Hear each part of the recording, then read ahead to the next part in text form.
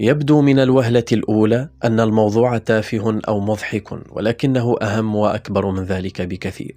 رائحة الأرجل تثير الاشمئزاز وتزدري صاحبها. قد تكون سببا لكره زوجتك لك، وقد تكون سببا خفيا من أسباب الطلاق. قد تؤذي المصلين والملائكة في المسجد. قد تجعل فراش شخص وبيته أقذر من مصب للفضلات.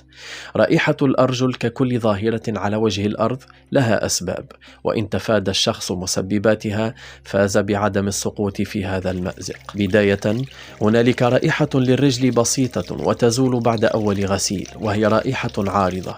وهنالك رائحة أخرى مرضية تصبغ فيها الرائحة بالرجل وتلازمها ولا تنفك عنها حتى بالتطهر والغسل المعروف. ففي هذه الحالة الرائحة ليست مجرد انحباس للهواء في حذاء مصحوب بعرق بسيط، بل هي تراكمات لأشهر من سوء التصرف والإهمال جعلت الرجل موطنا للفطريات والجراثيم التي تختبئ في طيات الجلد وتحت الأظافر وبين الأصابع، وبالتالي ستكون إزالة الرائحة أمر صعب جدا. من أوصل نفسه لهذه المرحلة يجب عليه أن يبدأ في العلاج. بداية، دع عنك الذين ينصحون بغسل الرجل بالماء والصابون ثم رشها ورش الحذاء بمسحوق الشب، فهذه لن تؤتي أكلها، صدقني. هنالك طرق للعلاج عديدة، لكن أفضلها غسل الرجل لمدة شهر يوميا بالماء الدافئ والخل الأصلي.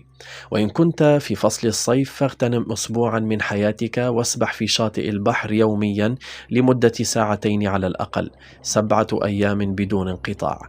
أي نوع من أنواع العلاج سوف تستعمله لن يكون مجديا إذا لم تبدأ مباشرة بارتداء الجوارب المصنوعة من القطن الصافي وتجنب ارتداء الأحذية المصنوعة من البلاستيك السيء.